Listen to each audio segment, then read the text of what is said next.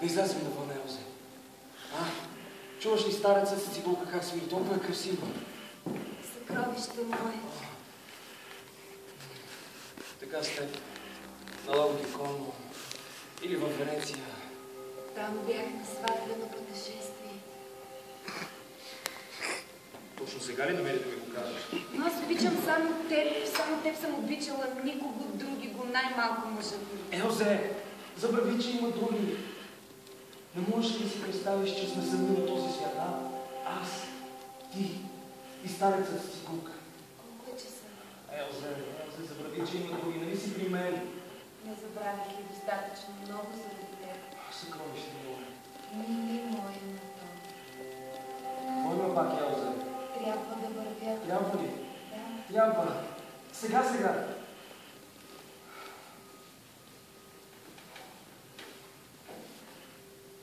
Върви тогава. С теб не може да се говори. С мен не може да се говори. Ти не разбираш ли, че този живот ме побърква? И това за благодарност. Благодарност? Нима аз да обичам по-малко, отколкото ти мен. По-малко щастлива ли те правя, отколкото ти мен? Любов, безумие, болка, дана благодарност. Откъде се взе тази глупава дума? Значи не заслужавам никаква, ни най-малка благодарност от теб. Аз, която жертвах всичко заради теб. Жертва? Аз не искам никакви жертви. Очевидно, ако някога е имало някаква жертва, ти никога не си ме обичала. И това ли трябваше да чуя? Никога не съм го обичала. Аз, която изневерих на мъжа си заради него, аз не съм го обичала. Няма това предвид, Елза. О, какво направих аз? Какво направих аз? Това ли каза? Само тази забележка липсваш. Какво си направила? Ще кажа.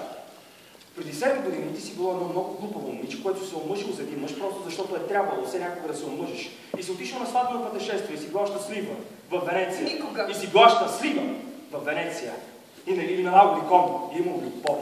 Поне в определени моменти. Никога. Какво? Нима той не те е целувал, не те е прегръщал, ти не си била негова жена. И после сте се върнали и на теб те е станало скучно, естествено, ти си красива, елегантна, истинска жена, а той е просто един глупак.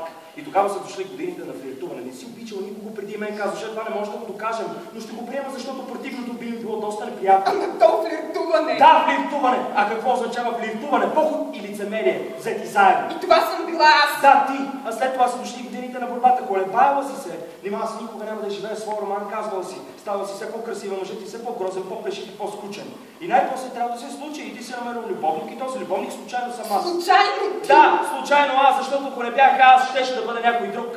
Ти беше нещастна в брака си или поне недостатъчно щастлива, а си искала да бъдеш обичана. Ти поплитува малко с мен. Говореше ми за великата любов. Един прекрасен ден, когато си видял твой приятел да минава с такси край теб, или пък някой е кипнал в съседната ложа, ти си казва, но защо и аз не си позволя на такова удоволствие, тогава ти стана моя любовница. Ето какво направи, това е всичко. И аз не разбирам защо са всички тези тежки думи за една малка изневярка. Ама то изневярка! Да, точно така изневярка. Вземи си думите назад. Няма да се взима думите назад, нима за теб това е нещо по-различно. Ти наистина ли мислиш така? Да. Добре, тогава трябва да вървя. Тогава върви, аз не те задържам.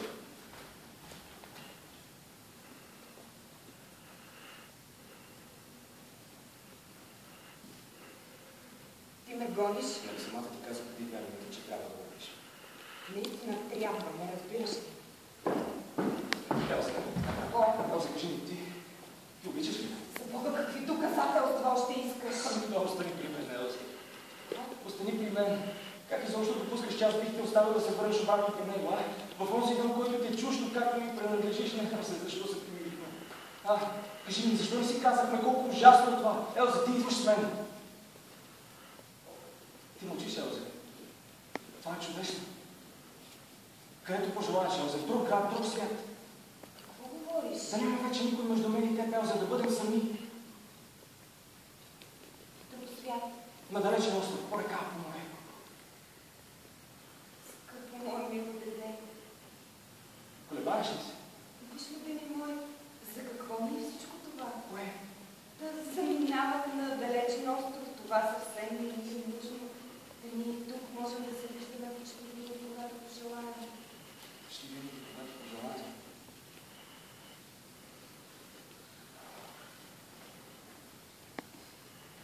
Да. Права си. Съвсем не е нужно. Това са фантазии. Така е, права си.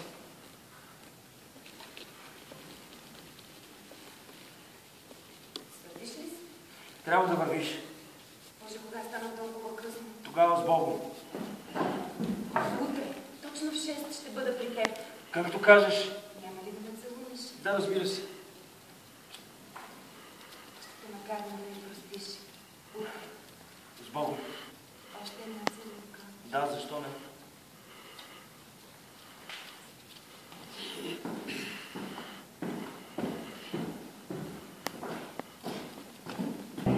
Помниш ли? Моят малък поет. Толкова се радвам, че пак си при мен. Много бих искала да ме хипнотизираш някакво. Красив. Приказно красив. Ангел мой. Любов моя. Обичаш ли ме? Обожавам стритната. Обичаш ли ме? Същото бих могла да ти го кажа и на Яна. Обожавам. Анатол, какво правиш? Обичаш ли ме? Обожавам. Помниш ли? Тези цветя. Голям цирк. Обожавам. Толкова се радвам, че пак си при мен. И на мен ми е толкова хубаво с теб. Много добре. Тези цветя. Толкова хубаво с теб. Антон, какво правиш? Ето те отново тук. Кога дойде? Защо не ми писа по-рано? Къде е това? Щастлива съм, че отново си тук. Останах ти вярна. Вече никога няма да се раздели. Вече